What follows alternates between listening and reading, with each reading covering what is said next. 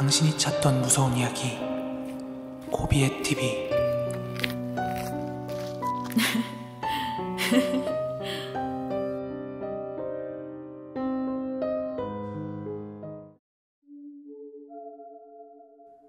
(2022년 6월 15일) 고비의 TV 공포라디오입니다. 저희 부모님께서는 순천에 원룸 건물을 지어서 임대 사업을 하고 계십니다. 저도 제 일이 있지만 사실상 건물에 관련된 유지 보수, 관리 등, 그러니까 관리인 역할은 사실상 제가 다 하고 있습니다. 그러다 보니까 건물 호실별로 누가 살고 있는지 제가 다 파악하고 있었는데, 저희 건물에는 제가 도사님이라고 부르던 한 어르신이 살고 계셨습니다. 누가 봐도 도사님이나 혹은 훈장님을 연상시키는 긴 백발의 수염까지. 저는 엄청 할아버지로 생각을 했었는데 실제로는 나이가 58년생으로 저희 부모님보다도 어리더라고요. 제가 그분을 도사님이라고 하는 이유가 실제로 그 원룸에는 한 일주일 정도 머무시다가 거의 2달 가까이를 집을 비우시는데, 알고 보니 기도를 드리러 산으로 들어가신다는 겁니다. 그러다 한 번은 그분이 왜 그렇게 기도를 드리는지 이야기 나눌 기회가 생겼습니다. 사연은 이렇더군요. 그 도사님은 젊은 시절 회사도 대기업을 다니시고 사랑스런 와이프에 건실한 아들까지 있었다고 합니다. 도사님의 표현을 빌리자면 그 하나밖에 없던 아들이 정말 개처럼 일만 했다고 합니다. 그냥 열심히만 한 게 아니라 돈을 정말 잘 벌었대요. 하지만 개처럼 벌어 정승같이 쓴다고 정말 연애 한 번 할 시간이 없을 정도로 일만 하던 아들이었는데, 엄마와 차를 타고 가던 중 교통사고로 그만 즉사했다고 하더라고요. 당연히 자기만 남고 가족이 모두 죽으니까 상실감이 엄청 났겠죠. 그치만 도사님 말씀으로는 평생 공부만 하고 돈만 죽어라 모으다가 제대로 써보지도 즐겨보지도 못하고 간 그 아들내미가 눈에 밟혀서 1년 넘게 폐인으로 사셨답니다. 그러다가 하늘에 있는 아들과 부인이 어떻게 생각할까 싶어 다시 일어나셨고, 산으로 기도를 다니고 1년이 넘어서야 스스로를 위로할 수 있게 되었다고 하더군요.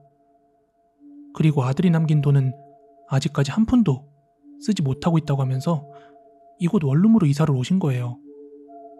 그러면서 저에게 젊은이도 살아있을 때 하고 싶었던 거 많이 경험하고 즐기면서 살아. 알았지? 이러시는 겁니다. 그래서 저는 기인이라고만 생각했던 것에 미안해지면서 도사님을 마주칠 일이 있으면 인사도 잘하고 그렇게 지냈습니다. 그러던 어느 날이었습니다. 늦은 밤 도사님과 같은 층에 살고 있는 사람들에게 연락이 왔어요. 여보세요? 안녕하세요, 관리님. 다름이 아니라 지금 옆집에서 너무 시끄럽게 소리도 지르고 고함도 치는데요.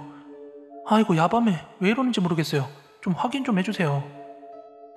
예. 제가 지금 바로 확인하고 조치하도록 하겠습니다. 죄송합니다.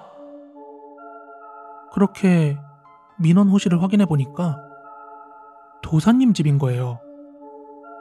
그래서 제가 도사님께 전화를 드려보니까 휴대폰이 꺼져 있더군요.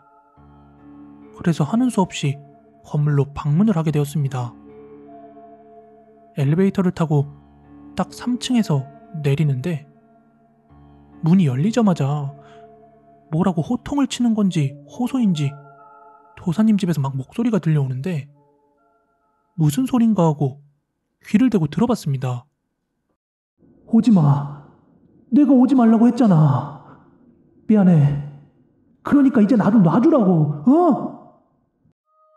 분명히 혼잣말이 아니라 누군가에게 호통을 치는 소리였고, 저 말이 선명하게 들렸습니다. 누구랑 이야기하는 줄은 모르겠지만 옆집에서는 많이 시끄럽겠다 싶어서 벨을 눌렀습니다.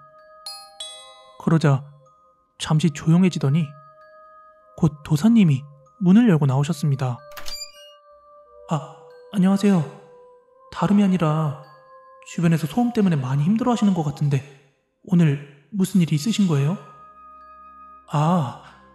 그게 미안하게 되었네. 많이 시끄러웠나 보구만. 미안해. 조용히 할게. 그런데 의외로 되게 정중하게 사과를 하시는데 아저씨 어깨 너머로 방 안쪽을 보니까 아무도 없었습니다. 그렇다고 전화를 하는 것도 아니면 누구랑 이야기한 걸까 싶었습니다. 게다가 도사님 아니랄까봐 집안에 부적 비슷한 것들도 많이 붙여져 있었습니다. 그래서 일단 저도 집으로 돌아왔고 다행히 그날 밤 추가적인 민원은 더 이상 들어오지 않았습니다. 그런데 약 2주쯤 뒤에 이번에는 건물에서 이상한 냄새가 난다는 민원이 있었습니다. 역시나 민원지는 도사님의 집이었죠. 그런데 집 앞에 도착해서 맡은 그 냄새는 불길하더라고요. 느낌이. 태어나서 단 한 번도 맡아본 적 없는 음식물 쓰레기 이상의 아주 깊은 썩은 냄새였습니다. 역시나 도사님과는 연락이 닿지 않았고 경찰과 소방대원들에게 연락을 취했습니다. 그렇게 문을 따보자 그곳엔 목을 맨 도사님의 시신만이 남아있었습니다. 그런데 사망 추정 시간이 소음 민원이 들어왔던 2주 전 그날이더군요. 그리고 그 이후에 여러 가지 것들을 처리하면서 소름 돋는 진실을 알게 되었습니다. 이 도사님, 아니, 이 아저씨 살인범이었습니다. 그것도 존속살해요. 정확한 이해관계는 모르겠지만 아내와 아들을 자기 손으로 죽인 끔찍한 인간이었더군요.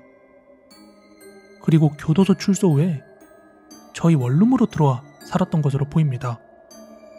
그리고 지금부턴 제 추측이지만 원룸에 와서도 편히 못 지내고 계속 산으로 기도를 떠났다는 것은 아마 죽은 가족들의 영혼이 아저씨에게 복수를 하기 위해 계속 따라다녔기 때문 아니었을까 하는 그런 생각이 듭니다. 이 사건 때문에 한동안 저희 원룸 엄청 떠들썩했었습니다.